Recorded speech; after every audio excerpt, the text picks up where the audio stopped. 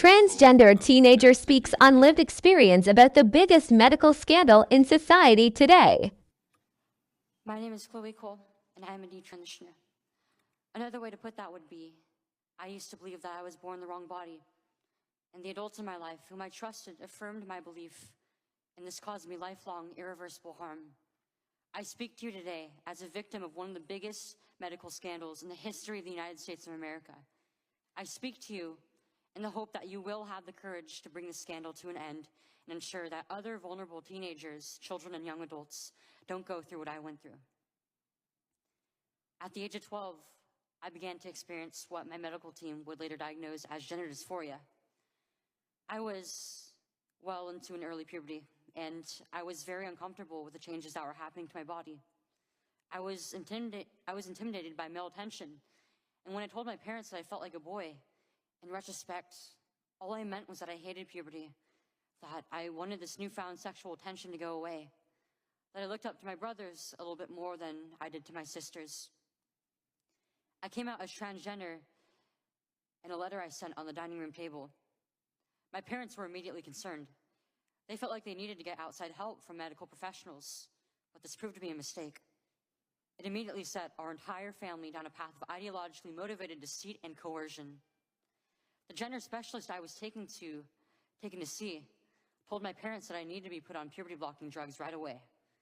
They asked my parents a simple question: would you rather have a dead daughter or a living transgender son?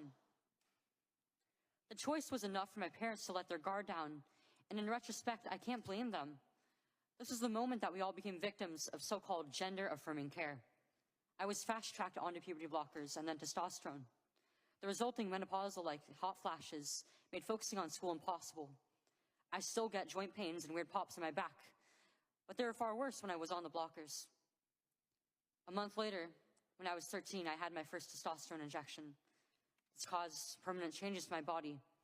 My voice will forever be deeper, my jawline sharper, my nose longer, my bone structure permanently masculinized, my Adam's apple more prominent, my fertility unknown. I look in the mirror sometimes and I feel like a monster. I had a double mastectomy at 15. Everything that I went through did nothing to address my underlying mental health issues that I had. And my doctors, with their theories on gender, thought that all my problems would go away as soon as I was surgically transformed into something that vaguely resembled a boy. Their theories were wrong. The drugs and surgeries changed my body, but they did not and could not change the basic reality that I am and forever will be a female. When my specialist first told my parents that they could have a dead daughter or a live transgender son, I wasn't suicidal. I was a happy child who struggled because she was different. However, at 16, after my surgery, I did become suicidal. I'm doing better now, but my parents almost got the dead daughter promised to them by my doctors. My doctors had almost created the very nightmare they said they were trying to avoid. So what message do I want to bring to American teenagers and their families? I didn't need to be lied to. I needed compassion. I needed to be loved. I needed to be given therapy to help me work through my issues, not affirm to my delusion that by transforming into a boy, it would solve all my problems.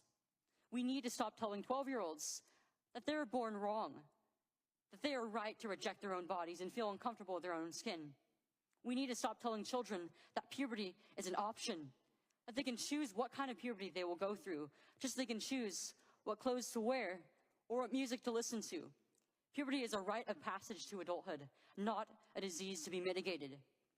Today, I should be at home with my family celebrating my 19th birthday, and instead I'm making a desperate plea to my elected representatives.